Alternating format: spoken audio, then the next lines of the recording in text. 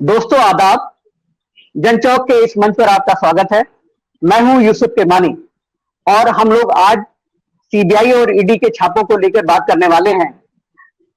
कभी supreme court ने CBI को पिंजरे का तोता कहा था और तमाम तरह की टिप्पणियां की थी। आज हालात ये हैं कि सीबीआई और ईडी खौफ का एक ऐसी एजेंसी बन गए हैं कि जिनसे तमाम विपक्षी दल डरे हुए हैं कि कब किसके दरवाजे पर सीबीआई या ईडी की रेड पड़ जाए। आज भी जो जम्मू कश्मीर के पूर्व राज्यपाल हैं सत्यपाल मलिक, उनके सहयोगी थे मीडिया एडवाइजर सुनात बाली, उनके दिल्ली आवास पर और अन्य 9 जगहों पर छापे मारे गए। और ये आरोप है विपक्ष का कि विपक्ष के नेताओं को टारगेट करने के लिए या सरकार विरोधी लोगों को टारगेट करने के लिए ईडी और सीबीआई का बेजा इस्तेमाल किया जा रहा है। हमारे बीच में बहुत इमिनियंट पैनल है।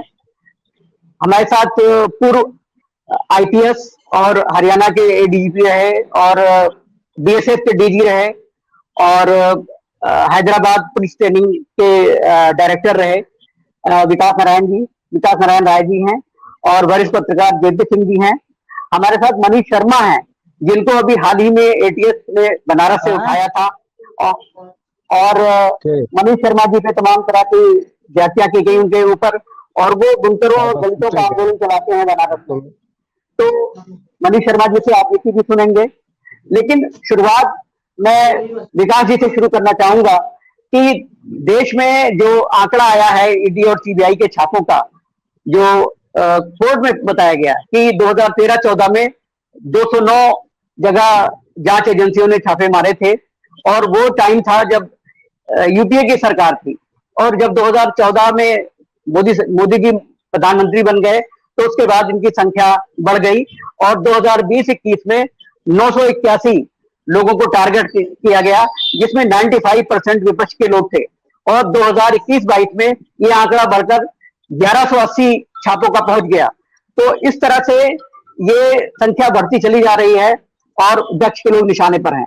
तो विकास जी, हमें ये बताइए कि चूंकि आप जांच एजेंसी के महकमे में रहे हैं और चीजों को नजदीक से जानते हैं, तो ये इस तरह की जो जाति है जो सरकार जिस तरह से इस्तेमाल कर रही है, क्या जांच एजेंसी में ऐसे अफसर नहीं है जो इनका विरोध कर सके और कह सके कि भाई आप इस तरह की जो कार्रवाई करवा रहे हैं ये गलत है? इस तरह का कोई सुर अब दिखता नहीं है। पहले बहुत सारे अधिकारी बोलते थे, एतराज करते थे और वो बातें मीडिया तक पहुंचती थी। विकास जी।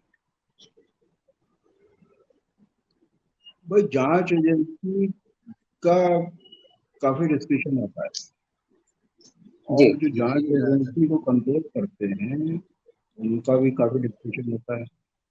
तो ये दोनों डिस्कशन का एक तरह से तारतम्य आप देख रहे हैं, एक समन्वय सा बन गया।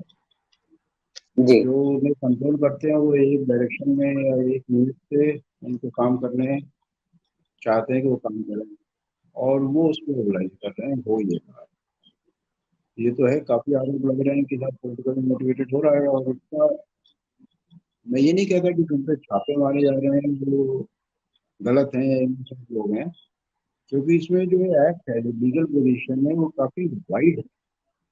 आज ही सुप्रीम कोर्ट का जजमेंट हो रहा है, उसमें उन्होंने कहा है कि अगर किसी भी जो शेड्यूल में ऑफेंसेस दिए गए हैं उनके, उसमें से अगर क्राइम प्रोसीड्स पैदा होता है तो कोई भी ऐसी क्रिमिनल एक्टिविटी जिसमें प्रोसीड्स पैदा होता है, ये पीएमएलए उसमें अट्रैक्ट हो सकता है और उसकी इंक्वायरी जो है वो ईडी कर सकती है। और ये तो बहुत ही वाइड चीज है, कोई छोटी मोटी चीज नहीं। अगर कोई करप्शन में पकड़ा गया तो भाई आप जो है, आपके खिलाफ भी इंक्वायरी करेगी क्योंकि आप करप्शन कर रहे थे और पैसे को जो नॉर्मल ट्रांजेक्शन है उसमें ला रहे थे। यही चीज आपको प्रूव करना है कि भाई आप एक इम्पोर्टेंट मनी को आप नॉर्मल फाइनेंशियल ट्रांजेक्शन का हिस्सा बना रहे हैं। यही प्रूव करना होता है, यही बताना होता है। इसकी इंक्वायरी तुरंत जो है पिक्चर में आ जाती है। तो जो लीगल डिस्कशन है वो तो इसलिए था, लेकिन जो पॉलिटिकल बायस है वो भी साफ नजर आ रहा है, क्योंकि सीधी बात है कि वो बड़े बड़े ऑफिशियल हैं जो रूलिंग पार्टी से कनेक्टेड हैं और जिनके की तमाम तरीके की चीजें सामने आई हैं। कर्नाटका में 40% की बात हुई, जो उनके मुख्य लीडर थे उनसे अपने आरोप थे। और तरह तरह के आरोप आ रहे हैं। अडानी एपिसोड होता है इस बीच में, जगह जगह चीजें सामने आती हैं, लेकिन वहां तो हम कभी नहीं देखते कि हो जाता है और काफी होता है। तो ये जो एग्जीक्यूटिव पोजीशन है उसका दुरुपयोग तो हो रहा है, इसमें कोई शक नहीं है, लेकिन हम ये नहीं कह सकते कि जो छापे मारे जा रहे हैं वो गलत हैं या वो गलत लोगों को मारे जा रहे जी विकास जी, हम भी ये नहीं कह रहे हैं कि छापे गलत हैं या सही हैं, जो भी हैं, लेकिन जो आंकड़े बता रहे हैं, जो आंकड़े हैं इस देश में, और सुप्रीम कोर्ट तक ये आंकड़े पहुंचाए गए, तमाम याचिकाएं दायर हुई, उनसे पता चलता है कि जो निशाना है वो विपक्ष के नेता हैं, और यहीं पे हैं। सवाल उठता है। आप बिल्कुल सही कह रहे हैं, लेकिन आंकड़े जो आप फिगर दिखा रहे हो कि आंकड़े बढ़ते जा रहे हैं, मेरा ख्याल से ये आंकड़े कुछ भी नहीं है। अगर वास्तव में सही रूप में किया जाए तो मनी लॉन्ड्रिंग इस पैमाने पे हो रही है कि ये तो मतलब केसेस, कितने भी केसेस आप दर्ज करो वो भी कम है। और ये जरूर है कि उनका जो डिस्कशन है वो विपक्ष के नेताओं के प्रति ज्यादा है। उन लोग जो रूलिंग पार्टी के साथ कनेक्टेड हैं उनको नजरअंदाज करते हैं, ये बात बिल्कुल सही है। वहाँ पर पॉलिटिकल बायस बिल्कुल सही नजर आता है। और जो कि एजेंसीज के जो गवर्नमेंट एजेंसी हैं उनको शोभा नहीं देता, और वो अपने तरीके से अपनी उनकी क्रेडिबिलिटी कम होती है, उनकी लेजिटिमेसी कम होती है, आम जनता का विश्वास कम होता है। जो मीडिया है, जो और दूसरी एजेंसीज हैं जो नजर रखती हैं इन तमाम चीज़ों पे, उनका भी एक तरीके से विश्वास कम होता है।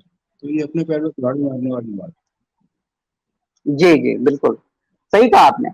और ये मतलब ये बड़ा अजीबोगरीब है कि जब तमाम नेता, टीएमसी के तमाम नेता जब बीजेपी में आ गए, तो वो रातों रात दूध के धुले हो गए, उनके पास से या तो मुकदमे वापस ले लिए गए या फिर उनके खिलाफ जांच बंद कर दी गई। असम के मुख्यमंत्री हेमंता बिस्व शर्मा के खिलाफ जांच चल रही थी, जैसे ही वो मुख्यमंत्री बने वो जांच बंद हो गई। और टीएमसी के तो नेताओं की ऐसी भरमार है जो बीजेपी में आए और वो रातों रात मसीहा बन गए। हम अगर है।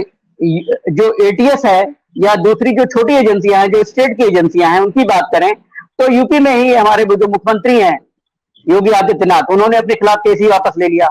हमारे साथ मनीष शर्मा है, इनको एटीएस ने 15 मई को उठाया था बनारस में। तो ये जो मामले, और अभी रिहाई मंच के शोएब साहब को उठाया लखनऊ में एटीएस ने। तो ये सारा जो स्टेट, जहां जहां पे सत्तारूढ़ पार्टी की सरकारें हैं, वहां पे हर तरह की एजेंसी का इस्तेमाल इसी तरह किया जा रहा है। मैं जेपी सिंह जी आपके पास आ रहा हूं इस सवाल के साथ कि क्या आप नहीं मानते कि जो ये नेक्सस है, अब इसको नेक्सस ही कहा जाना चाहिए या नहीं, जो जांच एजेंसियों का और सरकार का एक नेक्सस बन गया है, जो विपक्ष के नेताओं को परेशान किया जा रहा है। जेपी सिंह जी, आप अनम्यूट कर लीजिए। जेपी सिंह जी अनम्यूट कर लीजिए। से तो नहीं है हो रहा, वहां से अगर म्यूट कर रखा हो तो नहीं जानते, यहाँ तो बिल्कुल अनम्यूट ही है। हाँ ठीक है, ठीक है, अब सही है। देखिए सर, मैं नेक्सस नहीं मानता। जैसे सुप्रीम जी कोर्ट ने कहा था कि सीबीआई तोता है, तो सीबीआई और ईडी सरकार का तोता है और वो अपने राजनीतिक मास्टर्स की इच्छाओं के अनुरूप काम करता है। सीबीआई और ईडी की हैसियत नहीं है कि वो विपक्ष के किसी नेता को ऐसे छू दे, ऐसे ऐसे वैसे छू दे। वो जब ऊपर से आदेश होता है तो उसका जो है, जैसे जिन्न कर रहा है ना कि जी मेरे आका, तो जी मेरे आका कह के वो जो है इनका जो है वो करता है, और ऐसे किसी को वहां रखा भी नहीं जाता जो उसमें कोई बाधा डाल सके या जो उससे इनकार कर सके या ये कह सके कि नहीं ये उचित नहीं है। वहां असहमत के लिए कोई प्रश्न नहीं है। वहां सीधे सीधे है कि आप दिन को रात कहेंगे तो लोग रात में तारे चमका देंगे, आपसे बता रहे है ना। ऐसे लोगों की वहां भर्ती है, और ऐसे लोगों की वहां फौज है, और ऐसे लोग उसमें हैं। और बाकी लोग, अगर कोई जिसका जेन्युइन विचार है वो नौकरी कर रहा है, क्योंकि अगर वो नहीं करेगा तो फायर कर दिया जाएगा और खुद उसके खिलाफ 20 विभागीय जांच शुरू हो जाएगी। देखिए सर, कुल मिला के जो विरोध है ना, वो छीन छीन के कार्रवाई करने का विरोध है। सवाल इस बात का है कि जो लोग सत्ता में हैं, जिनके बारे में, जैसे उत्तर प्रदेश में मैं रहता हूं, उत्तर प्रदेश में हर आदमी को मालूम है कि कहाँ कै परसेंट जा रहा है। मैं किसी पर व्यक्तिगत आरोप नहीं लगा रहा, उनकी क्यों नहीं जांच कराते। पता चला उस परसेंट जो जा रहा है उस परसेंट में ऊपर तक जा रहा है, दिल्ली तक, तो उसकी जांच क्यों नहीं कराते। यहाँ पिछले कुंभ में जो है आपका जो है स्मार्ट सिटी और कुंभ को एक में मिला दिया था प्रयागराज में, और 4,000 करोड़ का बजट था। आरोप है कि 2,200-2,300 करोड़ रुपया भाई लोग बीच में खा गए, उसकी क्यों नहीं ईडी जांच होती? ऐसा थर्ड पार्टी एक बना था जो वो करने वाला, वो पता चला कि एक अधिकारी ने अपनी पत्नी की ही कंपनी बनवा दी थी और उसमें कोई जो है प्रशिक्षित कर्मचारी नहीं था। यहाँ पूरा शहर रंगा गया था 300 करोड़ रुपए के बजट में। आज आके कोई दीवार देख लीजिए, इलाहाबाद में कोई दीवार वो रंगी हुई नहीं है। आपका शौचालय घोटाला हुआ था, उसकी ईडी जांच क्यों नहीं होती? ईडी जांच जो गड़े मुर्दे उखाड़ करके ईडी जांच हो रही है, उसकी ईडी जांच क्यों नहीं होती? तो आपके साथ जो रहे सब ठीक है, दूसरे के साथ रहे तो जो है वो आपके खिलाफ है। हम ही नहीं कह रहे कि चोरों को मत पकड़िए, आप पकड़िए, लेकिन उसमें अपने चोर और दूसरे चोर, क्या चोर माने चोर, चाहे अपने हो चाहे दूसरे हो। तो ये तो हो ही रहा है। मैं तो आपको चैलेंज कर रहा हूं, विकास नारायण राय जी हैं, अधिकारी रहे हैं, मैं कह रहा हूं केवल दिल्ली में जितने भी सेंट्रल एजेंसी हैं, सेंट्रल गवर्नमेंट के कर्मचारी हैं, इनकम टैक्स से लेके सब, खाली इंस्पेक्टर रैंक के आपका जो पोस्टेड लोग हैं, उनका आप इकोनॉमिक सर्वे करा के देख लीजिए। अगर वो अपने आय के अनुसार खर्चा करते हुए मिलेंगे तो मैं अपना नाम बदल दूंगा। जी जी जी जी, जेपी सिंह जी, खैर इतनी बड़ी चुनौती मत दीजिए, आप नाम मत बदलिए। नहीं, हमें और बात ये करें राजकाज, केवल इंस्पेक्टर, जी इंस्पेक्टर के ऊपर की बात जी छोड़ दीजिए, मैं सिर्फ इंस्पेक्टर रैंक की बात कर रहा हूँ। चाहे वो पुलिस का इंस्पेक्टर जी हो, चाहे सीबीआई का इंस्पेक्टर हो, चाहे इनकम टैक्स का इंस्पेक्टर हो, केवल इंस्पेक्टर। जी जी, सही जी कहा आपने। जेपी सिंह जी, हमारे बीच में मनीष शर्मा जी हैं, और इनके साथ 15 मई को जो कुछ बीता है वो हम इनसे सुनना चाहते हैं और जानना चाहते हैं कि इनके जो आंदोलन रहे हैं उसका आखिर जांच एजेंसी से क्या संबंध है और क्यों इनको परेशान किया जा रहा है। एक हल्का सा इशारा कर दूं कि क्योंकि बनारस हमारे प्रधानमंत्री जी का लोकसभा क्षेत्र है, और ये देखने में एक पैटर्न नजर आ रहा है कि बनारस में अगर कोई भी जनता की आवाज बन रहा है, जो भी नेता या संगठन, उसको वहां पे एटीएस और तमाम एजेंसियों के निशाने पे है। तो मनीष शर्मा जी, आप बताइए कि आपके साथ क्या हुआ था 15 मई को, और आपको क्या उससे पहले कोई चेतावनी मिली थी एसटीएफ या एटीएस के जरिए? आपको क्या धमकी मिली थी? आपको क्यों उठाया गया था? मनीष शर्मा जी। जी, आवाज जा रही है मेरी? जी आ रही है आवाज। जी जी जी, वो लंबे समय से है। पिछले दिनों जो लगातार जो पिछले दिनों एनआरसी का आंदोलन था, उसमें बनारस में भी बड़ी पहल हुई थी, और उस दौर में भी 70 लोगों के साथ हम लोग 20 दिनों तक जेल में रहे वहाँ बनारस के। और नॉर्मल एक मार्च था जिसको रोका गया, कायदे से शांति भंग का नारा लगना चाहिए था, मुकदमा होना चाहिए था, लेकिन वो उसमें बहुत सारे धाराएं लाद दी गई। वो मुकदमा अभी भी चल रहा है। उससे पहले भी जो एक योगी सरकार के आते ही उत्तर प्रदेश में स्लाटर हाउस को रोक दिया गया था, बंद करने का उनके चुनावी घोषणा पत्र का ऐलान था। पहली कैबिनेट की मीटिंग में उसको किया गया था। उस दौर में भी हम लोग एक आंदोलन पूर्वांचल का, बनारस को सेंटर करके पूरे पूर्वांचल के जो इस तरह के लोग थे, जो इस धंधे में थे, उसमें थे, वो एक मूवमेंट चला था, उसमें भी गिरफ्तारी हुई थी। तो लगातार ये बनारस को थोड़ा सा इस दौर में, जब से मोदी जी का वो सेंटर बना है, तो राजनीति का भी सेंटर थोड़ा बनाने की कोशिश हो रही है। और इस दौरान भी लगातार जब बुनकर आंदोलन यहाँ बनारस में चल रहा था, ये कोशिश हो रही है बुनकरों को लेकर के कि कैसे उसको पॉलिसी बना करके बुनकरी को जो कुछ भी बचा है उसको डैमेज किया जाए, और बड़ी पूंजी को यहाँ लाना चाहते हैं और उसके हाथ में बुनकरी को भी देना चाहते हैं। तो ये एक बड़ी लड़ाई चली और योगी सरकार को उसमें वार्ता में आना पड़ा और उसमें थोड़ा पीछे हटना पड़ा। उनका जो फिक्स रेट का जो बिजली वाला जो था, उसको वापस उनको लेना पड़ा। तो लगातार उनके सामने ये परेशानियां आ रही हैं। बनारस में जितनी विकास योजनाएं हैं, बहुत ज्यादा विकास योजनाएं, विकास के नाम की योजनाएं हैं, और उसमें बड़े पैमाने पर विस्थापन होना है। मैंने आसपास के इलाके में कहीं पर्यटन केंद्र है, कहीं कोई चीज है, कहीं कोई चीज है, उसमें बड़े पैमाने पर जो गरीब बस्तियां हैं, कमजोर लोगों की बस्तियां हैं, या ये कह लीजिए कि जो 50 साल से 100 साल से ऐसी जमीनों पे रह रहे हैं, वो सब विस्थापन का एक मामला है। तो जहां भी विकास पहुंचता है वहां जो है बड़े पैमाने पर कह लीजिए कि विस्थापन होता है। अभी फिर ये अभी राजघाट के पास आप जेपी आंदोलन से निकला हुआ गांधी विद्या संस्थान है, वहीं पे सर्व सेवा संघ है, और इस तरफ एक बस्ती है किला कोहना, वहीं बगल में नमो घाट एक बना दिया गया है। इस पूरे इलाके को खाली कराना, उस लड़ाई वो उसमें थोड़ा हम लोग उसमें लगे, कम्युनिस्ट फ्रंट की तरफ से हम लोग उसमें इन्वॉल्व हुए और थोड़ा उनको रुकना पड़ा, वो बाधा बन गया, लोग आंदोलित हो गए और जो उनका 13 तारीख तक उसको डैमेज कर देना था वो कर नहीं पाए।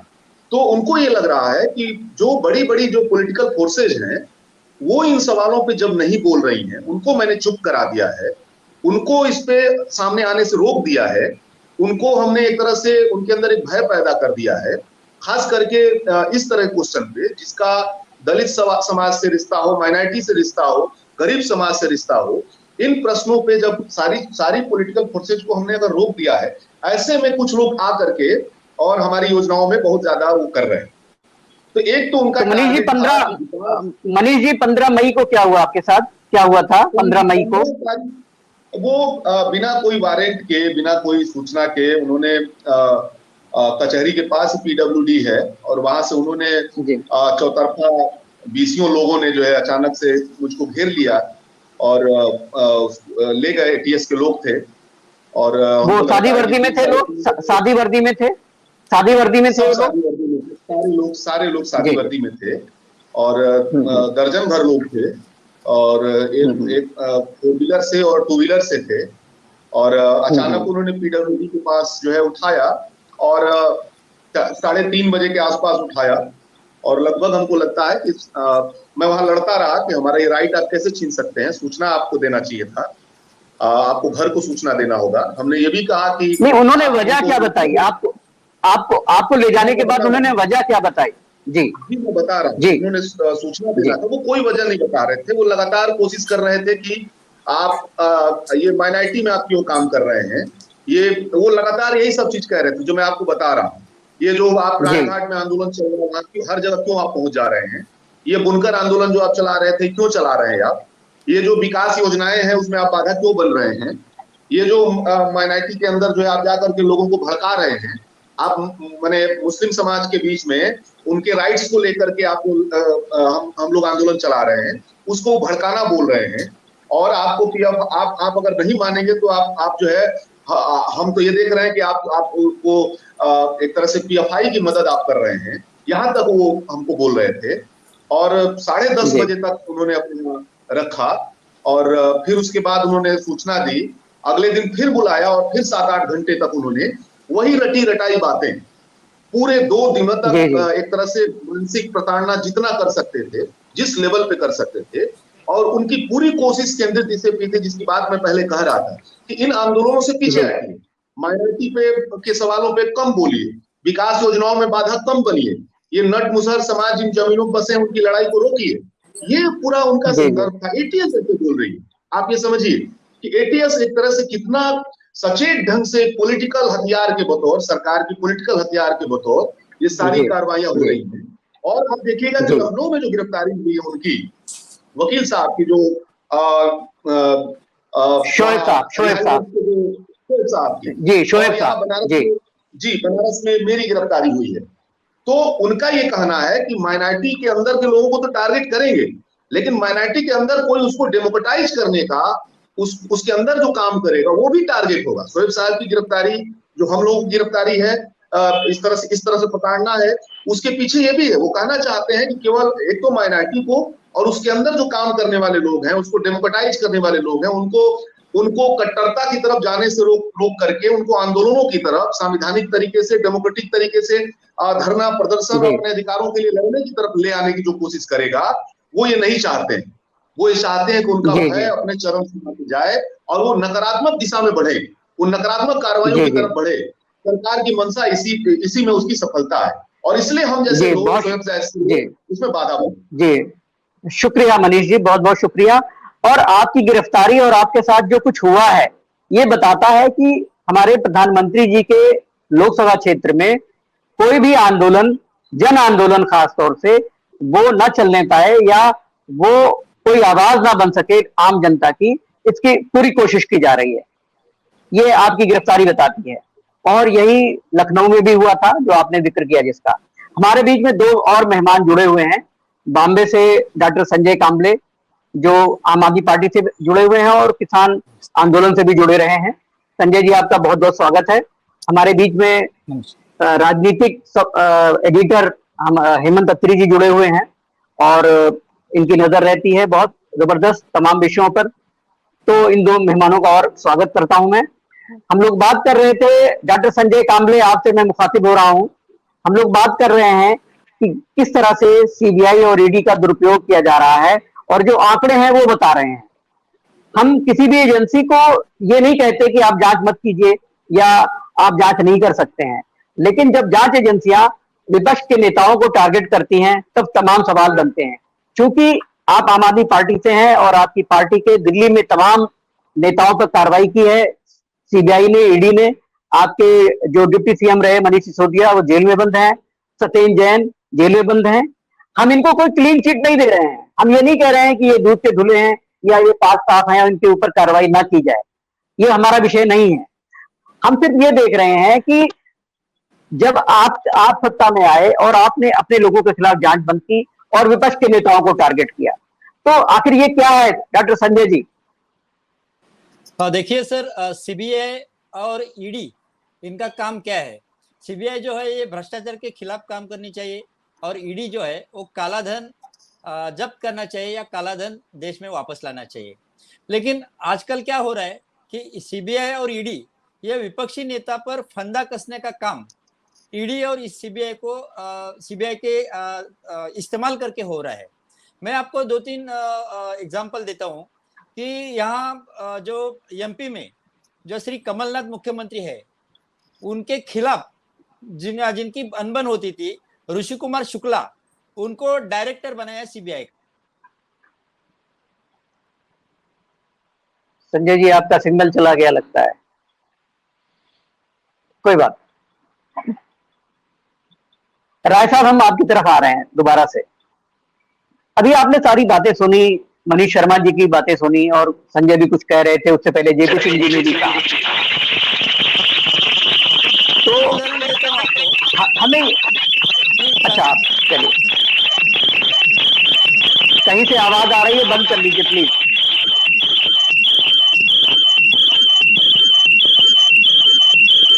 मेरी आवाज आ रही है सर?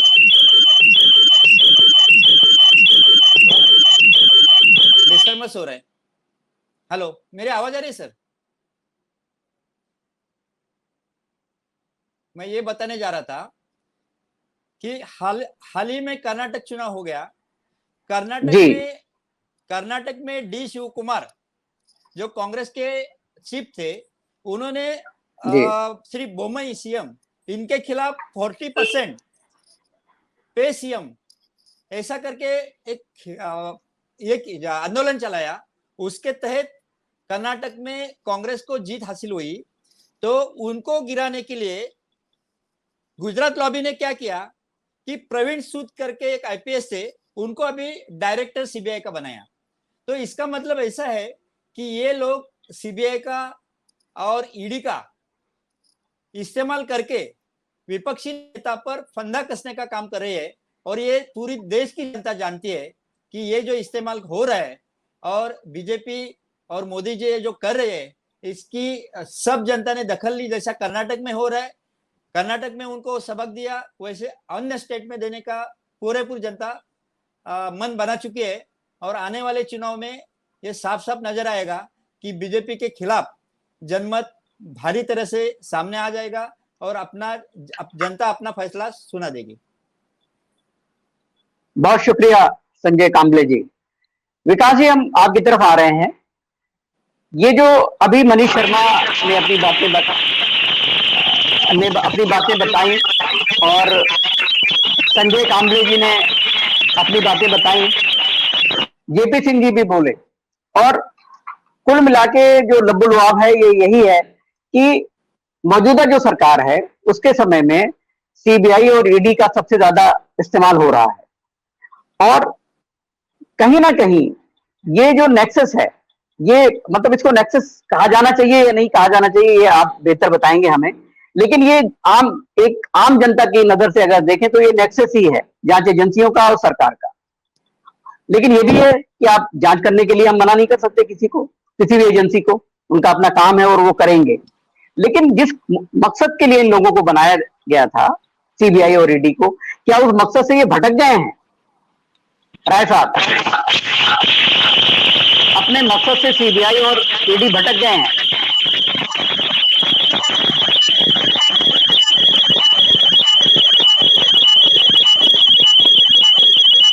आपकी तरफ थोड़ा वॉइस की दिक्कत है।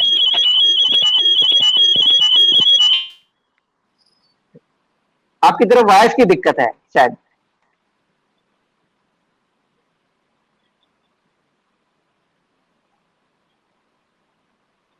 नहीं, आपकी आवाज नहीं आ रही है, नहीं आ रही है।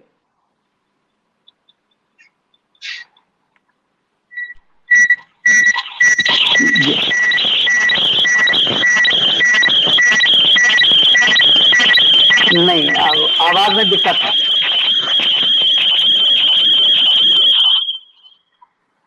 जी हाँ, अब बोलिए, अब बोलिए, अब बंद हो गई।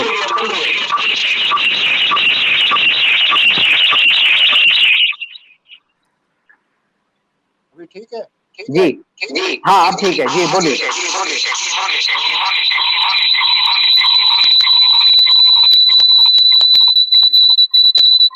नहीं,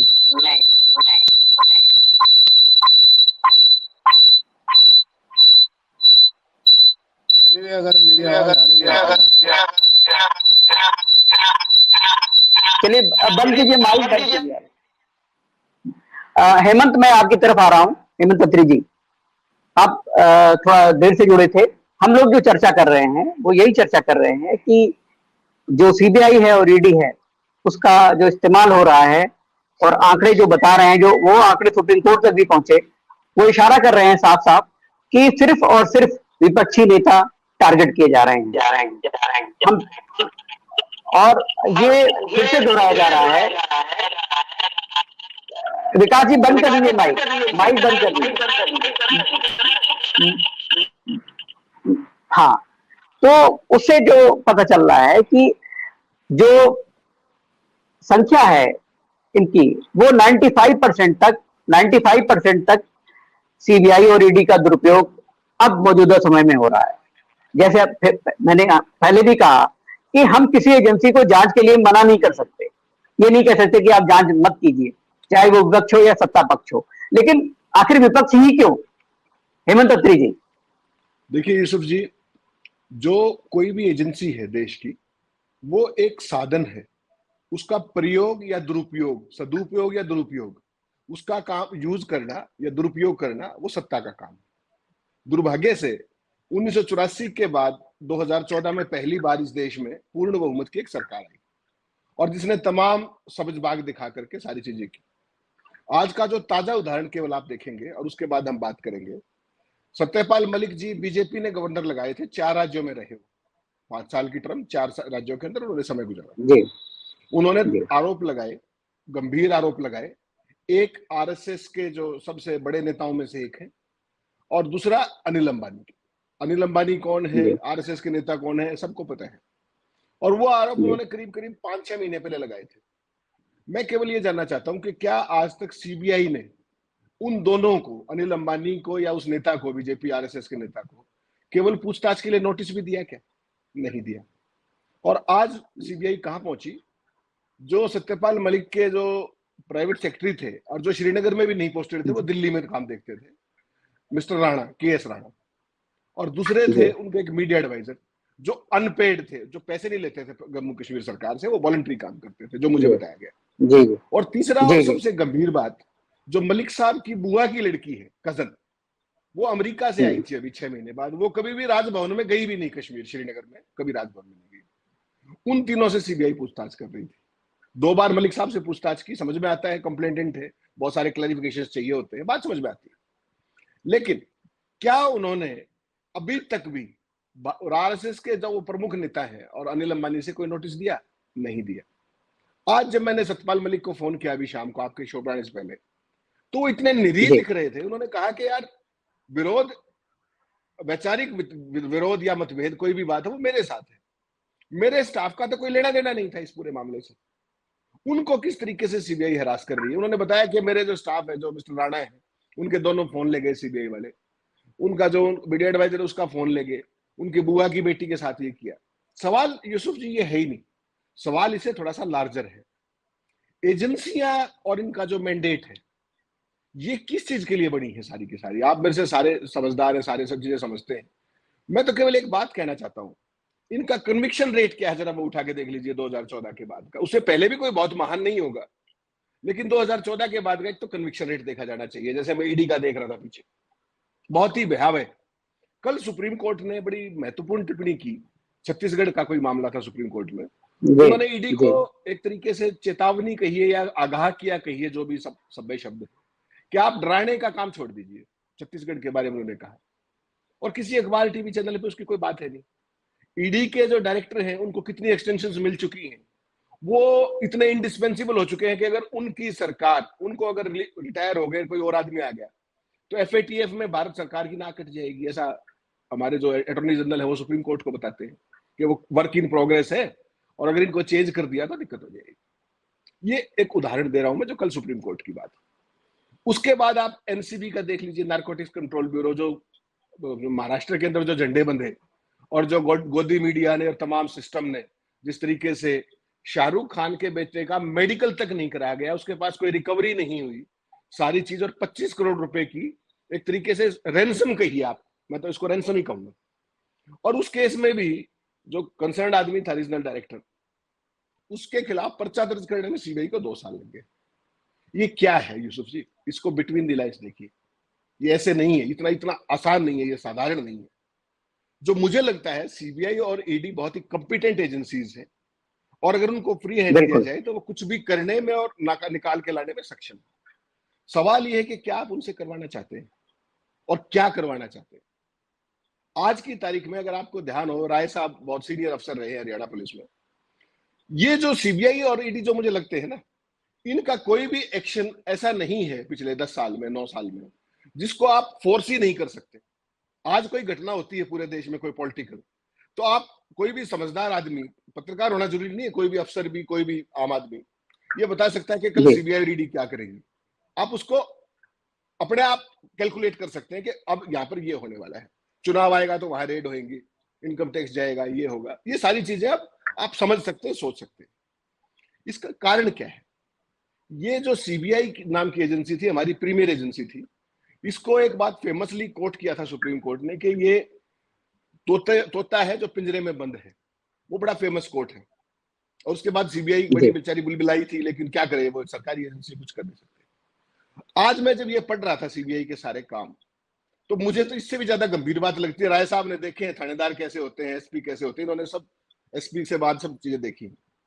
मुझे लगता है सीबीआई को प्रधानमंत्री का थाना बना दिया गया है। कौन आदमी क्या करेगा? सीबीआई आज वर्चुअली एक थाना है, पहले वो तो केज्ड पैरेट था, आज एक थाना है। किसको पकड़ के लाना है, क्या करना है, मुझे आप ये बताइए। ये जो डीके शिव कुमार नाम के व्यक्ति हैं, ये कितने सालों से राजनीति में है, और 2 साल में इनके खिलाफ 19 केस दर्ज हो गए। और जो पॉलिटिशियंस बीजेपी में आ गए, उनके एड्रेस भूल गई सीबीआई। जिनका सतपाल मलिक ने नाम लिया, उनके एड्रेस भूल गई सीबीआई। यूसुफ जी ये है क्या, इसको देखना पड़ेगा।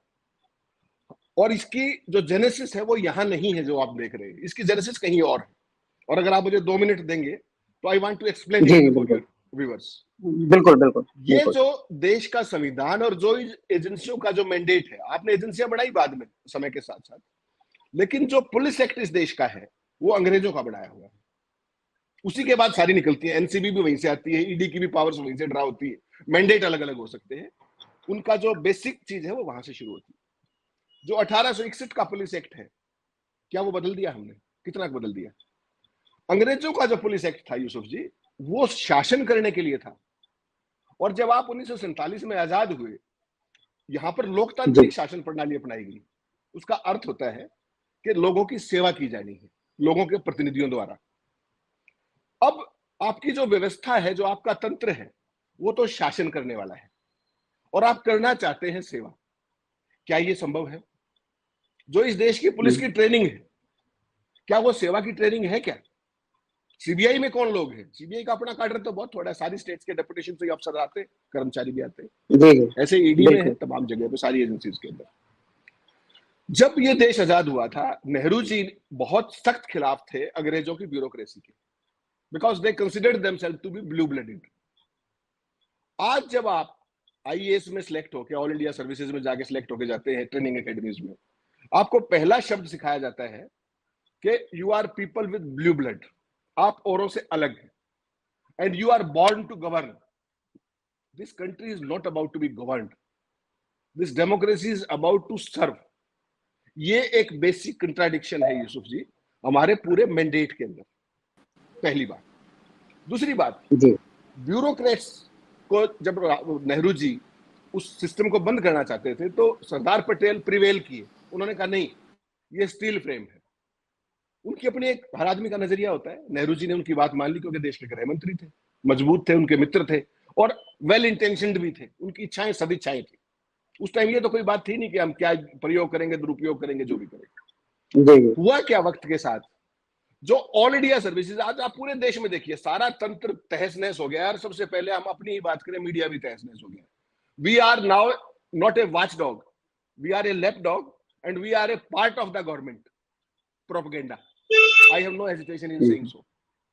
जो पूरा देश का ब्रॉडली जो मीडिया है आज उस स्टेज में खड़ा है कि गवर्नमेंट की आर्म है वो, और वही स्थिति ब्यूरोक्रेसी की भी है। कहने को जब आप उनसे बात करेंगे तो कहेंगे साहब हम तो ऑल इंडिया सर्विस के ऑफिसर्स हैं, 2014 से लेकर के 2023 आ गया हम, और 1 साल रह गया चुनाव में, अगले साल चुनाव हो रहा होगा। क्या किसी ब्यूरोक्रेट ने आज तक किसी बीजेपी रूल्ड स्टेट में सरकार के खिलाफ चूं की आवाज की है क्या? Meaning thereby they have all surrendered. कोई नहीं बोलता। सीबीआई के डायरेक्टर भारत सरकार के प्रधानमंत्री नियुक्त करते हैं साहब, पूरी एक कमेटी होती है, और वर्मा जी को रात को तख्ता पलट कर दिया गया, किया कि नहीं किया? और वर्मा जी कहाँ है? कहाँ है वर्मा जी? नाम सुना आपने उसके बाद, रिटायरमेंट के बाद कहाँ है वो? उनकी कुछ पता है आपको? वो आएंगे 2024 आ जाएगा शायद, आए वो ना आए पता नहीं। ऐसे ही सिस्टम को देखिए आप कल रिटायर होने वाले हैं और आज आपको दिल्ली पुलिस का कमिश्नर लगा दिया जाता है 2 साल। ऐसे ईडी के डायरेक्टर को आप 3 बार एक्सटेंशन दे देते हैं, सुप्रीम कोर्ट पूछता रह जाता है। कैबिनेट सेक्रेटरी देख लीजिए और तमाम प्रिंसिपल सेक्रेटरीज देख लीजिए। अरे भाई, ये वो सम्मानित पद है जिन पर समय के साथ साथ हर आदमी की इच्छा होती है, हर ब्यूरोक्रेट की, मैं कभी कैबिनेट सेक्रेटरी बनूंगा, कभी principal secretary to prime minister बनूंगा, लेकिन वहां तो वैकेंसीज ही नहीं है। आप एक्सटेंशन पे एक्सटेंशन दिए जा रहे हो, कोई पूछ नहीं रहा। और उसके बावजूद हर एक आईपीएस एसोसिएशन है, स्टेट्स की भी है, सेंटर की भी है, आई एसोसिएशन है, तब सब एसोसिएशन है, क्या कोई बोल रहा है क्या? तो वो सरकार के, देखिए ऑफिशियली हम मीडिया सरकार के आर्म नहीं थे, हम अपने से शुरू करते हैं कि हम भी आर्म बने, लेकिन ब्यूरोक्रेट्स को अगर कोई सरकार नाराज भी हो जाए कोई वाजिब बात कहने पे तो क्या कर लेगी? ज्यादा बदली कर देगी, उसकी पर्क्स और फैसिलिटीज तो चेंज नहीं हो जाएंगी। सवाल केवल ये है इसमें यूसुफ जी कि हमारी जो नैतिक मूल्य हैं किसी भी सर्विस के, और to that extent with all regards, CBI ED के प्रति हमारा कोई व्यक्तिगत दोष थोड़ी है, वो बहुत बढ़िया काम करने वाली एजेंसी है। इसी तरीके से जुडिशरी भी है, और जुडिशरी का कौन सा फैसला, आप बेंच बताइए और कोई समझदार आदमी जो बार कवर करता है वो बता देगा कल फैसला क्या आएगा। आज यहाँ खड़े हैं जी हेमंत जी, हम लौटते हैं एक बार। जी हम लौटते हैं हेमंत जी। कुल मिला के मेरा कहना ये है एक लाइन में कि जब तक इस सिस्टम के ऊपर अकाउंटेबिलिटी तय नहीं की जाएगी तब तक हम कितनी बहस कर लें उसका कोई अर्थ नहीं। मैं ये कहना चाहता हूं। जी चेक करते हैं विकास जी का, अगर माइक ठीक हो गया हो। विकास जी आपका माइक ठीक हुआ? एक बार अनम्यूट कीजिएगा, देखते हैं, ट्राई करते हैं दोबारा से आपको।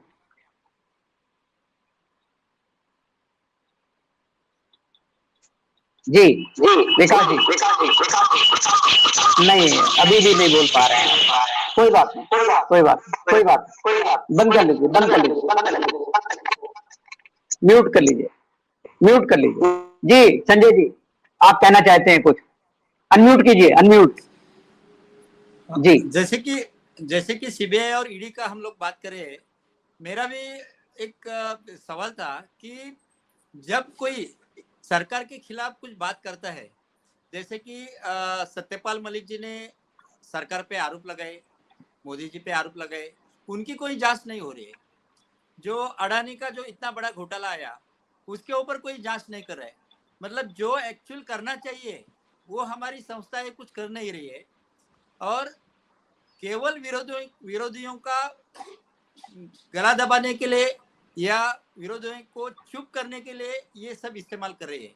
तो ये मैं देख रहा हूँ कि ये देश की हालात बद से बदतर होती जा रही है, क्योंकि देश के हित में, लोगों के हित में जो करना चाहिए वो यहाँ नहीं किया जा रहा है, और पार्टी के हित में जो होता है, जो बीजेपी के हित में है, ये करने की कोशिश यहाँ हो रही है। तो इसके खिलाफ मीडिया ने भी आवाज उठना चाहिए, क्योंकि अभी जो सर ने बोला कि गोदी मीडिया जो है वो ये काम नहीं करेगी, लेकिन आप जैसे पत्रकार है या आप जैसे चैनल है, वही ये सब मुद्दा उठा के देश में जनता के सामने जाना चाहिए और जनता को बताना चाहिए कि सरकार द्वारा क्या होना चाहिए और सरकार ने अपने लिए क्या करना चाहिए। ये आपकी हमारी जिम्मेदारी है, ऐसे मैं मानता हूँ। बिल्कुल संजय जी, आप सही कह रहे हैं। और हेमंत जी और मनीष जी, जेपी सिंह जी, हम जैसे तमाम लोग ये इस जिम्मेदारी को उठा रहे हैं और निभा रहे हैं। उसी की वजह से जनचौक जैसे मंच हैं, सत्य हिंदी जैसे मंच हैं, जो इस जिम्मेदारी को निभा रहे हैं। हेमंत जी लगातार विपक्ष की आवाज को मजबूत करते नजर आते हैं और जो वाजिब बात है वो कहते हैं। तो हम जेपी सिंह जी आपसे जानना चाह रहे थे, अभी हेमंत जी ने अकाउंटेबिलिटी की बात की है, यानी जो नैतिक मूल्य हैं वो सीबीआई, ईडी या अन्य एजेंसियों में, जो सेंट्रल या स्टेट गवर्नमेंट की एजेंसियां हैं, उनमें खत्म हो चुके हैं। तो वो नैतिक मूल्य किस तरह वापस आ सकते हैं जेपी सिंह जी, वरिष्ठ पत्रकार उत्तर प्रदेश? जब तक दिल्ली में सत्ता नहीं बदलेगी और सत्ता जो है वो नैतिकता से नहीं चलेगी, तब तक नहीं आ सकते। आज ये उपयोग कर रहे हैं, कल दूसरा उपयोग करेगा, परसों तीसरा उपयोग करेगा। ऐसा है ना कि देखिए, ये नैतिक मूल्य उसके थे ही नहीं। सरकार का नैतिक मूल्य माने उसकी सरकारी एजेंसियों का नैतिक मूल्य। ऐसा कभी नहीं हुआ कि सरकारी एजेंसियां सरकार से इतर हट करके कोई जो है इस तरह की जो है क्या कहते हैं ज्यादती वाली कार्रवाई करें। उसमें कहीं ना कहीं सरकार की मिलीभगत, सरकार की पसंदगी नापसंदगी सब शामिल होती है। यहाँ ये सवाल पूछा जाना चाहिए कि आपने सत्यपाल मलिक के 9 ठिकानों पर आज छापा डाला, ठीक है, आपने डाला। जो 4 साल 5 साल से सत्यपाल मलिक आपके गवर्नर थे और पिछले 2 साल से लगातार वो आपके खिलाफ बोल रहे थे, उस दौरान क्यों नहीं आपने इन 9 लोगों पर छापा डाला? आपने इनको क्यों खुला छोड़ रखा था कुछ गलत या सही करने के लिए? तो सवाल इस बात का है ना कि मामला तो नैतिकता का है ही नहीं। हम जो कहें वो सही, हम जो सोचें वो सही। जब आप फर्जी मुठभेड़ करा के लोगों को मार दे रहे हैं और उनके लिए कहानी बना रहे हैं कि ये प्रधानमंत्री की हत्या के लिए जा रहे थे, और एक सुप्रीम कोर्ट का जो है वो पीठ कह रही है कि हाँ इसकी अलग जांच होनी चाहिए, और उसके बाद जब पीठ बदल गई तो दूसरी पीठ कह रही है कि नहीं क्लीन चिट दे रही है। तो हम कहाँ जा रहे हैं, हम कहाँ पर खड़े हैं? सवाल इस बात का है कि जब पूरी संवैधानिक मशीनरी को ये ध्वस्त करने पर तुले हुए हैं और लोग जो है वो क्या कहते हैं हिंदू मुस्लिम सांप्रदायिकता में पड़े हुए हैं, तो क्या हो सकता है आप बताइए हमारे और आपके आवाज देने से? आप कह रहे हैं ना कि मीडिया मीडिया मीडिया मीडिया माने क्या? मीडिया माने मीडिया मालिक। मीडिया मालिक जब कुत्ते की तरह दुम हिला रहे हैं सरकार के चौखट पर, तो जो उनके यहाँ काम कर रहा है उसकी क्या औकात है? वो तुरंत फायर कर दिया जाएगा अगर जरा सा भी दाहिने बाएं चलने की कोशिश करेगा तो। सवाल है कि मीडिया माने मीडिया मालिक, मीडिया उड़िया नहीं है, मीडिया मालिक। अभी आपका समीर जैन 28,000 करोड़ कर चोरी में पकड़ा गया, सेबी ने उसके ऊपर 36 करोड़ का फाइन लगाया, और उसकी पूरी बेनेट कोलमैन कंपनी में 0.003% की होल्डिंग है, और उसके बाद में बेनेट कोलमैन कंपनी का वो मालिक बना हुआ है। उसको, उसकी पत्नी, उसकी लड़की को उन्होंने कहा कि ऐसे आप किसी कंपनी में नहीं रहेंगे जो आपके स्टॉक मार्केट में लिस्टेड होगी। आपने देखा होगा ज्यादातर जगह पर तो ये खबर ही नहीं आई, कहीं थोड़ी बहुत खबर आई भी तो 9,000 10,000 करोड़ लेके माल्या और जो है नीरव मोदी ये भागे, तो हमारे अखबार की सुर्खियां हैं 28,000 करोड़ की कर चोरी सरकार के नाक के नीचे किसी अखबार के मालिक ने किया। तो अब अखबार का मालिक अगर कर चोरी करेगा तो गोदी मीडिया नहीं रहेगा, तो क्या वो जो है क्या कहते हैं जी जेन्युइन मीडिया बिल्कुल रहेगा। जेपी जी। जी जी, तो शुक्रिया बहुत बहुत जेपी जी। जी ये सब जी। स्थितियां हैं आपके बता रहे। ठीक। जी जी, बहुत शुक्रिया आपका। विकास जी, फिर से माइक चेक करें आपका एक बार। हाँ, आवाज आ विकास रही जी, है? हाँ अब आवाज सही आ आ रही रही है? है, एकदम सही आ रही है। जी जी बिल्कुल। देखिए, मैं दो चीजें कहना चाहता हूँ। एक तो मैं ये कहना जी चाहता हूँ कि एक लीगल एस्पेक्ट इन एजेंसीज का, और एक अनफॉर्चुनेटली पॉलिटिकल एस्पेक्ट। जी जो लीगल एस्पेक्ट है इनका बहुत मजबूत है, इसको मत भूलिए कि सीबीआई का जो फाउंडेशन है बहुत स्ट्रांग है, ईडी का फाउंडेशन भी बहुत स्ट्रांग है, और लॉ ने उनको बड़ी वाइड पावर्स दी हुई है। थोड़ी मोड़ी पावर्स जी नहीं है, काफी वाइड पावर्स। और जी उनके जो इन्वेस्टिगेटर्स हैं, जो दूसरे हैं, तीसरे लोग हैं जो उनके साथ कनेक्टेड हैं, उनको बहुत अच्छी लीगल जी। बैकिंग भी है, और वो बहुत अच्छा काम करते हैं, ऐसी बात नहीं है। अभी जैसे, लेकिन हमें हर चीज को शक की नजर से नहीं देखना चाहिए। उनकी जी समस्या है कि उनकी जो पॉलिटिकल एस्पेक्ट है वो उनका बहुत कमजोर है, और पॉलिटिकल एस्पेक्ट में उनको तरह तरह के कॉम्प्रोमाइजेज हो रहे हैं। और जैसे कि आप सबने बताया ही है, वो सारी बातें सही हैं, और वो एक बहुत बड़ा एक सवालिया निशान है। और ये कोई बीजेपी के 2014 से नहीं हुआ है, ये कांग्रेस के जमाने से ही चल रहा है। इनफैक्ट जी कांग्रेस ने इसकी शुरुआत की थी नरसिम्हा राव जी के जमाने में, उससे पहले राजीव गांधी के जमाने में, सब में सीबीआई का भयानक मिसयूज हो रहा था। 2014 के पहले के कम से कम दो सीबीआई डायरेक्टर्स मैं जानता हूँ जिनको सीबीआई के इतिहास में सबसे भ्रष्ट डायरेक्टर कहा जाता है, उनके अपने लोग ही कहते हैं। खैर, जी वो एक अलग बात है। वो ऐसे ही भ्रष्ट नहीं बनते, उनको कांग्रेसियों ने क्यों बना रखा था? इसीलिए बना रखा था। तो जी वो एक पॉलिटिकल एस्पेक्ट हमेशा से डामाडोल रहा है, और उसमें लेकिन लीगल एस्पेक्ट उनका मजबूत है। जैसे अभी आपके पैनलिस्ट ने प्रवीण सूद की बात की। अब जी प्रवीण सूद का जिस पैनल ने सिलेक्शन किया है उसमें प्राइम मिनिस्टर चेयरमैन पर्सन है, और सीजीआई स्वयं मेंबर है, और लीडर ऑफ अपोजिशन है।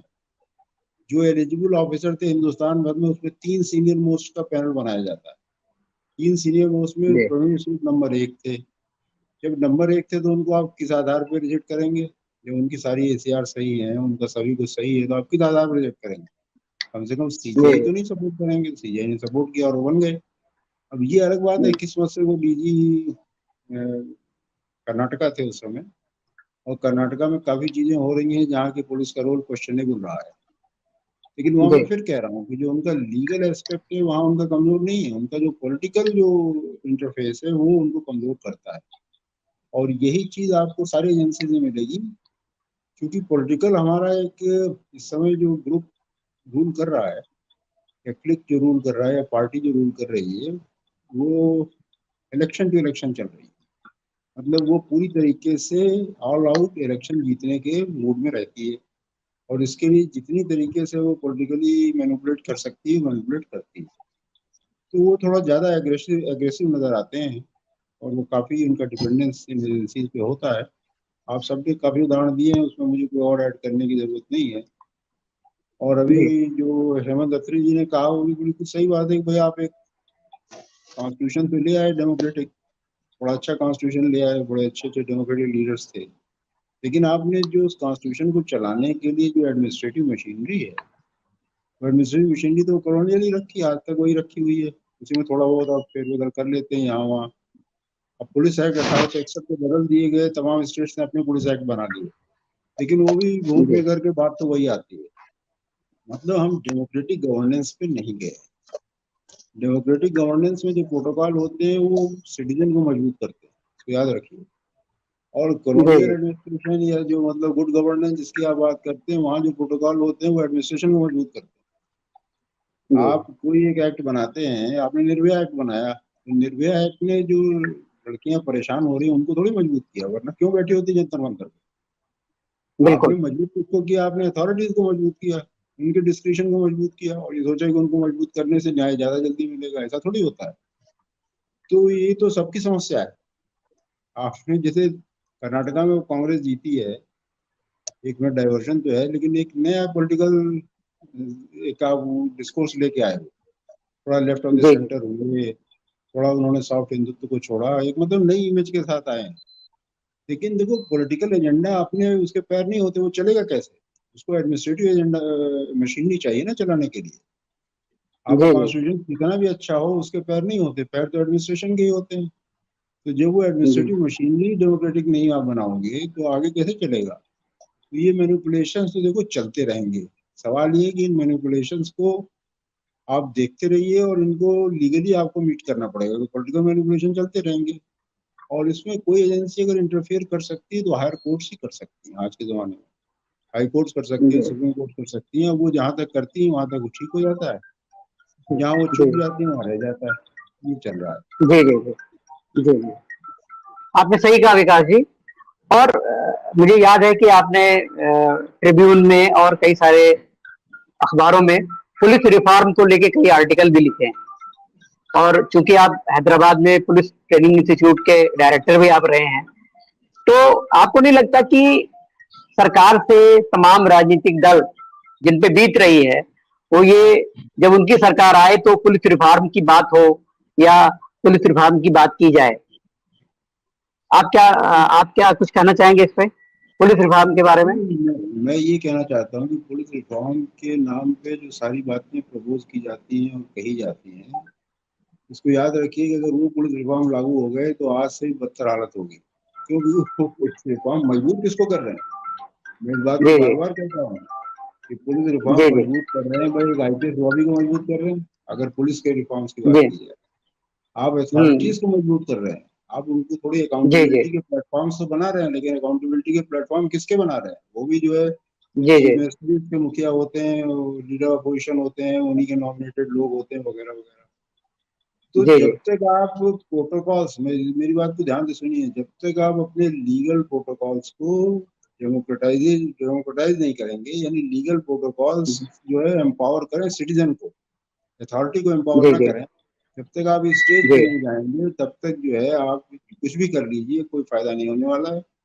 और ये हमारे डिस्कोर्स में आता नहीं है। ये चाहे भाजपा को जो है बिल्कुल ही नहीं लाते, कांग्रेस भी इस मामले में साइलेंट रहती है।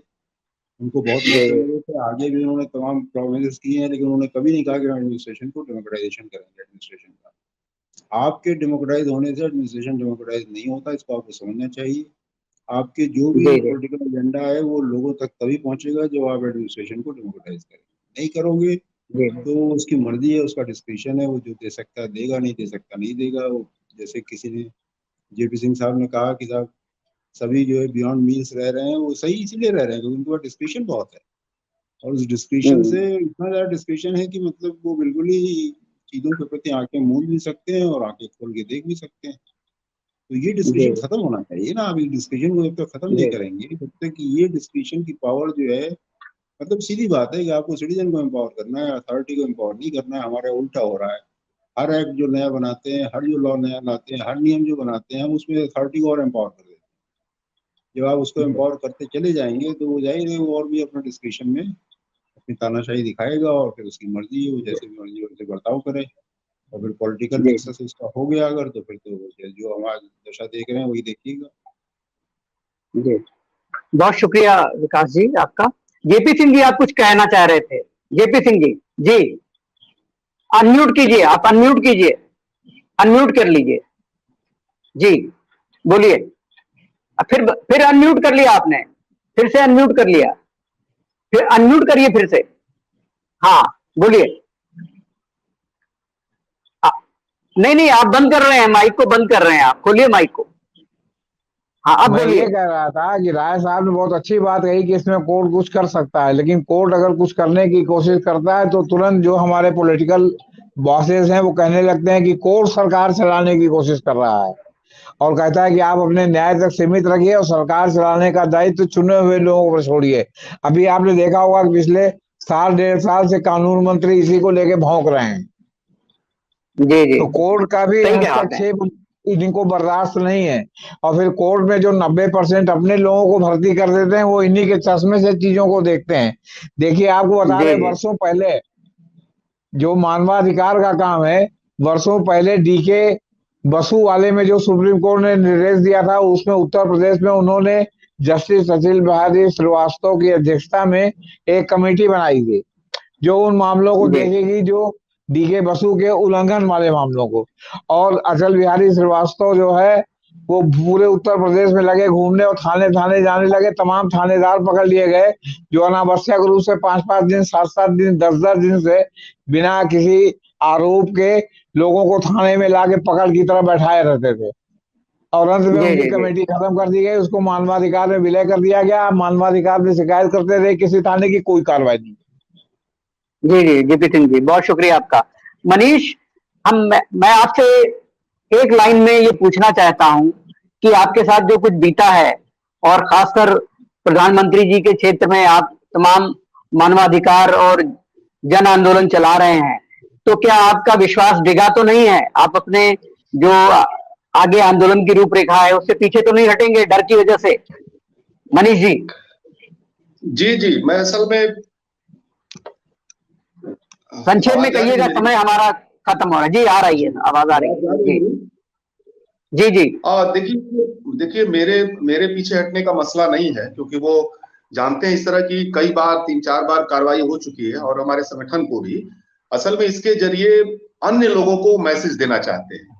वो जो भी नागरिक एक्टिविस्ट हैं उत्तर प्रदेश के अंदर, शोएब साहब की गिरफ्तारी हो या मेरे गिरफ्तारी हो, वो पूरे समाज में और जो काम कर रहे कुछ लोग हैं उनको ये मैसेज देना चाहते हैं कि इस तरह के कामकाज में आने से बचो, पीछे हटो।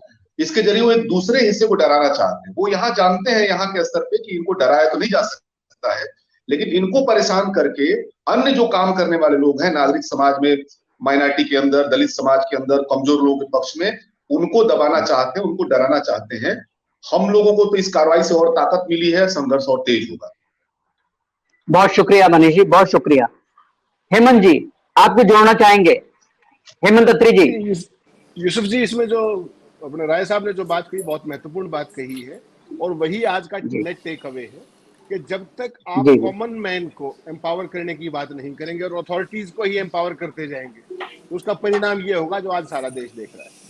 डेमोक्रेसी का मतलब एम्पावरमेंट ऑफ सिटीजन है, एम्पावरमेंट ऑफ अथॉरिटीज नहीं है, नंबर 1। नंबर 2, जो ये ऑल इंडिया सर्विसेज की बात करते हैं, ये कहाँ की ऑल इंडिया सर्विस है? आज मैंने IAS का एग्जाम पास किया, मुझे यूपी कैडर मिल गया, मैं सारी उम्र उत्तर प्रदेश में रहूंगा या सेंटर में डेपुटेशन पे आ जाऊंगा? तो मेरी जो अलायंस है नेताओं के साथ, X, Y और Z पार्टियों के साथ, वो तो बहुत ही आसान है, क्योंकि मेरा भी एजेंडा साफ है, जो ब्यूरोक्रेट जो लीडर्स है उनका भी एजेंडा साफ है। तो ये जो मिली भगत है नेताओं की रिस्की, और गजब की बात यह कि ब्यूरोक्रेसी के अंदर तो एक और बड़ी चिंता का विषय है, नेता तो फिर भी 5 साल में एक बार चुन के आता है, ब्यूरोक्रेसी को इतना तो चुन के आना ना, वो किसी के प्रति अकाउंटेबल है। वो सीधा ये है कि we are born to govern, they are not there to serve. So those definitions have changed. और अगर डेमोक्रेसी को आगे बढ़ना है तो सही मायने में जो गवर्नेंस है उसको डेमोक्रेटाइज करना पड़ेगा, अपने क्या नाम है यूसुफ जी, वरना हम बहुत गलत दिशा में जाने की तरफ अग्रसर। बहुत शुक्रिया हेमंत जी। संजय जी, आपको जोड़ना चाहेंगे? संक्षेप में, बहुत संक्षेप में। जी मेरा इतना ही कहना है, ये जो गुजरात लॉबी का जो रवैया चल रहा है वो इसकी नोंद सभी भारतवासियों ने लेनी चाहिए, क्योंकि गुजरात लॉबी हुक और कुक हर स्टेट में अपना जमावड़ा जमाने की कोशिश कर रही है। अभी 2024 का चुनाव आ रहा है, 2024 के चुनाव में जैसे सत्यपाल मलिक जी ने कहा कि एक के बदले एक उम्मीदवार खड़ा कीजिए, सब विपक्षी नेता अगर एक जगह आते हैं और बीजेपी को अपना उनका रास्ता दिखाते तो ही आगे चल के देश के हित में बात होगी। अगर 2024 में बीजेपी अगर सत्ता में आएगी तो लोकतंत्र को बड़ा खतरा है, ये मेरा मानना है। धन्यवाद। बहुत शुक्रिया संजय जी। तो हम लोग आज इस नतीजे पे पहुंचे, जो राय साहब ने जो बातें कही, जो हेमंत जी ने कही, जो मनीष ने कही, जेपी सिंह ने भी कही और संजय जी ने भी कही कि जनता जब तक जागरूक नहीं होगी, जनता को उसके अधिकार नहीं मिलेंगे, तब तक ये संस्थाएं, जो सरकारी संस्थाएं हैं, जो सरकार उनको उनके रुतबे को बढ़ाती है, तो वो तब तक वो समस्या बनी रहेगी। इसलिए जनता को जागरूक होना और उसको अधिकार लेना आना चाहिए। इन्हीं शब्दों के साथ मैं अपने तमाम मेहमानों का शुक्रिया अदा करता हूं, खासतौर से हेमंत अत्री जी का, विकास नारायण राय साहब का, संजय कांबले जी का, मनीष शर्मा जी आपका बेहद शुक्रिया कि आप इतने सारे आंदोलन में जुड़े हुए हैं और हमसे आपने आके बातचीत की यहाँ पे। और जेपी सिंह जी, आपकी प्रखर आवाज से हम लोग आज फिर मुतमईन हुए और सुन के आपकी आवाज अच्छा लगा। आते रहिएगा। बहुत शुक्रिया दोस्तों। जनमंच जनचौक के इस मंच से आपका स्वागत फिर से मैं करता हूं और विदा लेता हूं। शुक्रिया। धन्यवाद। नमस्कार। धन्यवाद। Good night.